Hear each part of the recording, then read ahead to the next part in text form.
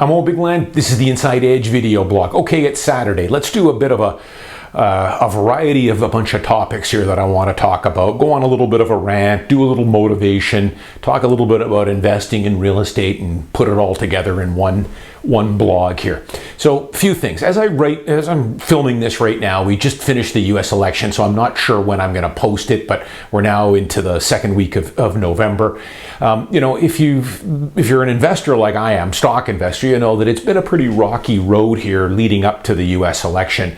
We had a week, last month where, the S&P 500 and Dow were down close to 9% in the week. And then the following week, following 8 or 9 days, we were up 12, 13%. So this is what I've talked about many times on my blog here, what I pound home in my book. The only advantage that investors, true investors, not speculators, investors have is to just buy high quality assets, whether that's real estate in Vancouver, and buy the best of the best in stocks, Macdonald's, Procter & Gamble, Apple, Home Depot, Visa, Costco, or index invest with good high quality ETFs, low cost ETFs, and just hold it. That's the only advantage you have as an investor. Monitor it, but keep it, because there's many statistics that have been put out there, and I know some of the guys have even posted it to my blog over the years. You have to realize that for every calendar year as an investor, most of your gains are going to come in about the top 10 days of the year. 10 days is where the vast majority of your annual gains are going to come from. And this is why you've always got to be in the market. Don't be tempted ever to sell when markets are down. As a matter of fact, look at any downturns in a market when you get a 5 or 10% sell-off as fantastic buying opportunities to top up some of the current holdings that you have. That's what I was doing in spades in March and April. And like I always do, unlike a lot of other people, bloggers, anonymous bloggers, I always put my money where my mouth is. I was tweeting all along there the stocks that I bought. I was doing the same thing last month. We had a sell-off when we had that 9% pullback, and I listed 5 or 6 companies that I was buying at that time, which are all now way up, of course.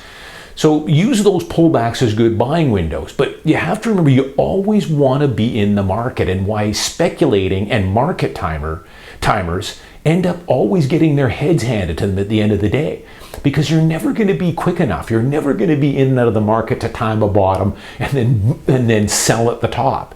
Why not just buy, hold? And not to mention the fact that, getting in and out of stocks, you've got to pay the tax man, pay the capital gain.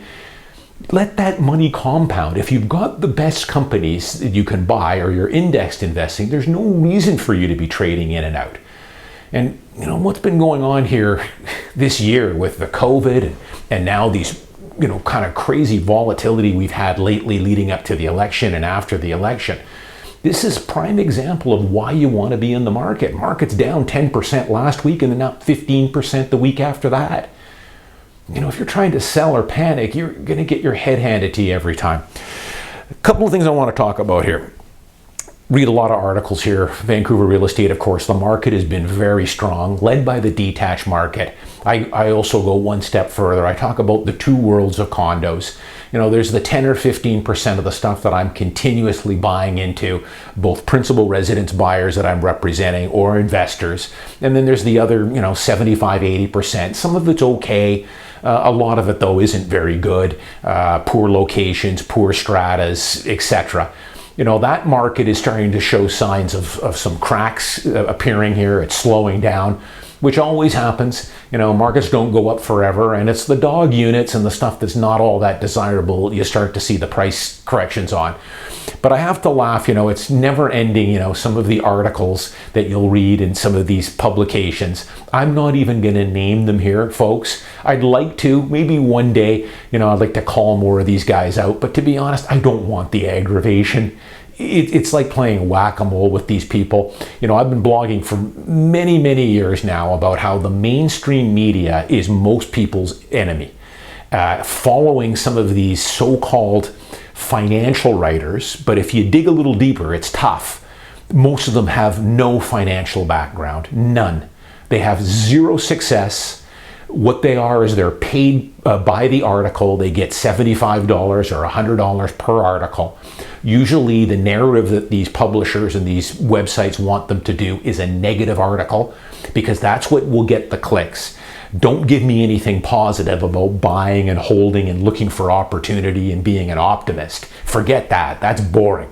Get me the day of reckoning is coming. Sell your real estate now. The crash is on the way. Stock market is all overvalued. Sell. Look at what we've had here leading up in the stock market. I mean, so many of these guys were just dead wrong, like they always are. The reason is that they have no financial background, these people. They're just being paid by the article to create a doom and gloom article, and they get paid $75 for it. I've seen a few recently talking about the Vancouver market, and all the stuff that came out with CMHC and Evan Sandall and his big predictions about the market's going to go down 8 to 15%. Saw a couple of guys this last couple of weeks now. Now they've thrown in the towel, and that's what these guys do.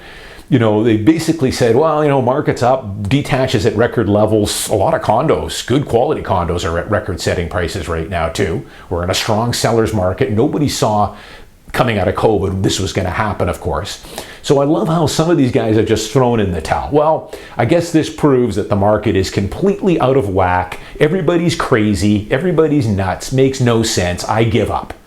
And that's what these guys do. If their predictions don't come to fruition, well, it's all out of whack. Everything's wrong. Everybody's dumb. It's not them. It's not them not reading the market properly or watching my blog. I've been saying all along that corrections are quite normal, but overall, buy and hold and you're going to do fantastic. I've also been a big advocate of just buying and holding good quality US equities.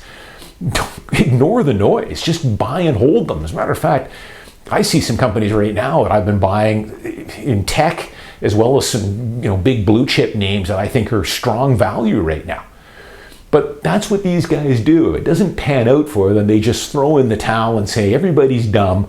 You're crazy to be buying a house in this market. It doesn't make any sense. Well, as I've often said here, and I did that blog a month or a half ago about what keeps Vancouver real estate prices high and what will always keep the prices high compared to other cities in Vancouver. I said how money laundering is a myth, foreign buyers are a myth.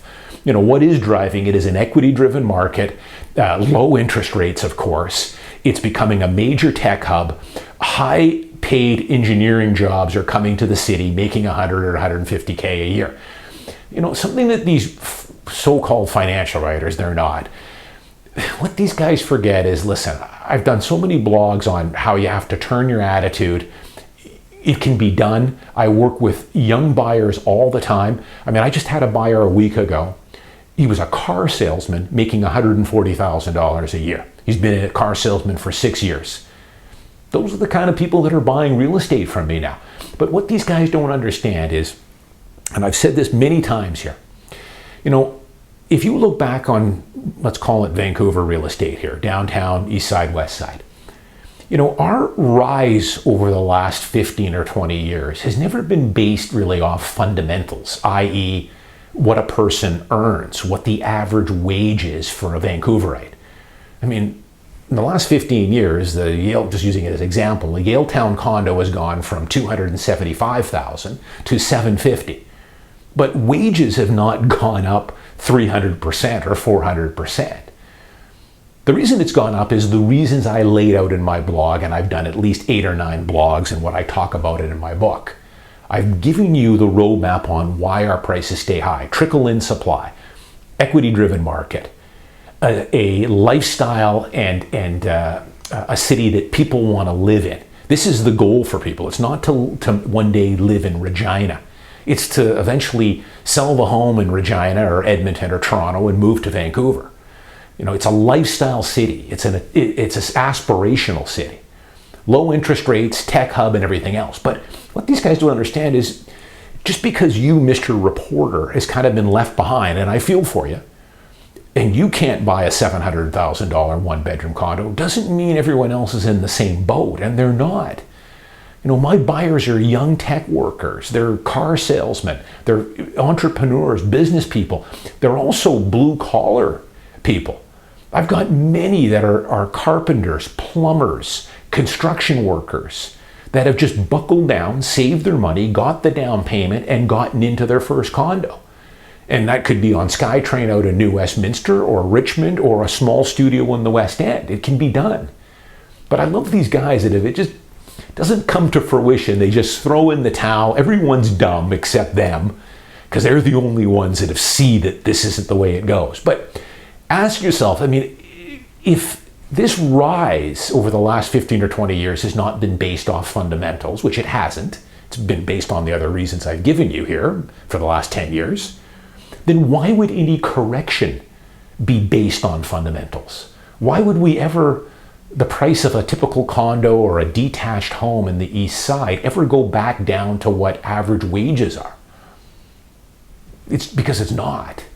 And it's because this rise has never been based off fundamentals. Either will any correction. That would put the price of a Renfrew detached home down to, I don't know, $650K from the current 1.8. Not going to happen. If you're waiting for that, it's not. And again, you have to realize, have a look around. Open your eyes. People, hundreds of homes are being sold every single day in the Greater Vancouver Real Estate Board. Hundreds. People are buying here. If you're not buying, then what you've got to do is that mirror test. You've got to figure out, why are my peers and other people able to buy, but I'm not? Well, a lot of it will start with your career, where you're at. Are you in a job or are you in a career? But it can be done, but you've got to take that mirror test. You know, the other thing I'll just talk about too here, I continue to see people confusing good debt with bad debt. This is taboo. If you ever talk about leverage or taking on leverage or anything else, people just don't want to learn this stuff. I've done so many blogs on it. I talk about it in my book, but as soon as you start talking about low interest rates at 1.8 or 2% and how I'm taking advantage of them, I've talked about how, you know, I've always used leverage very conservatively. As a matter of fact, I am so conservative, it hurts. But even myself, over the last 6 or 7 months, I've talked about it a few times, I've taken out or re-leveraged some investment properties I've had. I had a couple of properties that were clear title, but I'm getting killed on the taxes with it. So I've re-leveraged those now, taken out a couple $100K. It's on investment properties, so the interest is all deductible. I'm borrowing at 1.9%, and I'm able to take that money. And now I'm a experienced investor. Make sure you know what you're doing, but I can invest that and get a return of 6-7% all day, and I'm borrowing it at 2% tax deductible. So it's a nice spread there. But as soon as you talk about leverage, for a lot of people, they confuse that with credit card debt or student loans or furniture loans or car loans or whatever else. You need to learn how leverage works and how you're buying, you know, an appreciating asset when it comes to real estate. But a lot of people, you talk about that, they just don't want to know. It's that old analogy that, you know, a lot of people just don't know how money works or how wealth is created, and they dislike or despise the ones that have taken the time to learn about it. There's two camps there. So many of my young clients now understand this and get it, and I get some incredible comments here. I had a guy the other day that he got it. He talked about cash flow on property and the difference between that and achieving long-term capital gain. He had bought a detached home with a couple of rental suites. He was having to supplement it. He was living in the main house, rented out the 2 suites, but it still wasn't nearly enough to cover his mortgage. He was supplementing that. But he understood that this is a long-term, this is a 9-inning game, not a 1-inning game. He's borrowing at 2%. He's got a couple of mortgage helpers. In 20 or 25 years, he's going to have a fully paid off house there, worth far more than what he paid for it. And when it comes time to sell it, all those gains will be tax-free. It's a long-term game here, and so many people want to get rich quick or cash flow on properties. You know, it's not really the way to do it. It's not the way I've done it. If you've read my book and why I call it Along for the Ride, it's a slow, methodical way of doing it, but it's the guaranteed way of doing it as well. But, you know, the media, as I've said many times before, it's the worst enemy for most people. They read these things, they get frozen on the sidelines. The market's going to crash, the stock market's going to crash. Everything's doom and gloom. They focus on the wrong things, most people. They focus on interest rates. They focus on the Bank of Canada, the economy, the pipelines, the elections, the government, Chinese trade, the COVID virus. You have no control over any of these things. They're going to come and they're going to go. We're not even going to remember COVID in a couple of years. Just like all the other dark clouds over the last couple of decades, you don't even remember these things. Focus on you. Focus on your career, moving up the pay scale, or getting a side hustle, starting your own business, taking the money you earn, and outside of an emergency fund, you do not want to be anywhere near a bank account or any type of fixed income. You need to get your money working for you. Get it into equities that hopefully pay you to hold them, pay you a dividend, or just index invest and keep it. Down the road, you can start buying some individual stock once you've got, I think, at least a couple $100K in your savings account or your retirement account. That's the only way you're going to do it. And then, of course, the real accelerator is leverage, but that's taboo for so many people here. They just don't get it.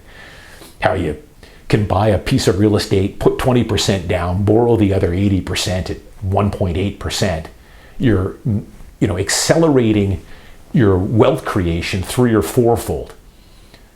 You're not going to ever retire at all saving your money. Remember that. Making an income and saving, i.e. putting it in a term deposit or a Canada savings bond or a bank account. That's a guaranteed way to lose money. You have to understand that. You've got to invest your money either in real estate or stocks. Keep in mind, though, that it's not going to be a gravy train all the way up. You're going to have pullbacks and setbacks. Like I said, my portfolio a couple of weeks ago was down almost 10% in a week. I mean, that's hundreds of thousands of dollars for a portfolio my size. Did I panic? No, I was buying whatever I could. And then the next week, of course, it's up 15%. That's what markets do. Most of your gains are going to come in the top 5 or 6 days every year. Markets are sporadic. They jolt up, jolt down. But you got to get comfortable with that. Taking on some leverage, borrowing. Don't over leverage. Leave yourself a buffer. That's the only way you're going to have any hope in this world of retiring or retiring early or having any type of retirement. You're not going to save your way to do it, but it takes work. And that's the final thing. It's not easy.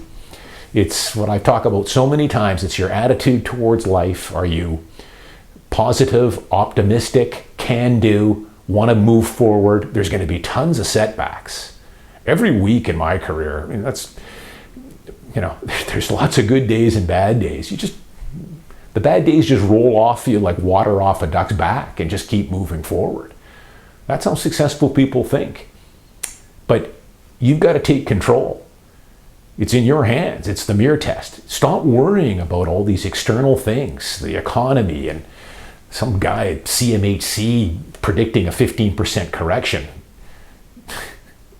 Mr. Siddell, we're not even going to know about him in another year. Makes the big prediction and then quietly slinks off, never to be heard from again, just like all these people are. Stay focused on you. Stay optimistic. It's not a sprint, it's a marathon. I know it's an old cliche, but what I've talked about in my book, I always just tried to get, on my rise up, I just tried to get a little better every day.